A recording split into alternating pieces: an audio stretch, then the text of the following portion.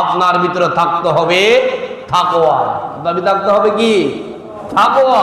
তাকওয়ায় ভরপুর থাকতে হবে। আমি অনেকবার বলেছি, এই তাকওয়া মসজিদে বললে শুধু মসজিদের ভিতরে সীমাবদ্ধ করলে হবে না, আপনার ব্যক্তিগত জীবন থেকে শুরু করে একেবারে রাষ্ট্র জীবন পর্যন্ত আপনার থেকে তাকওয়া অবলম্বন করতে হবে, ঠিক কি না?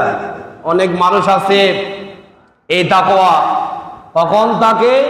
যখন তার কাছে টাকা থাকে না, যখন সে গরিব, তার পাশে দাঁড়ানোর জন্য কোনো লোককে পাওয়া যায় না, সেই এতিমের মতো হয়ে থাকে, তখন সে আল্লাহকে ভয় করে।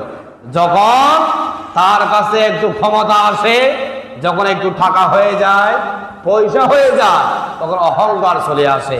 এরকম লোক আছে না নাই? আছে। এই জন্য আমাদেরকে পারিবারিক ব্যক্তিগত জীবন থেকে শুরু করে একেবারে রাষ্ট্রীয় জীবন পর্যন্ত আমাদেরকে তাকওয়া অবলম্বন করতে হবে।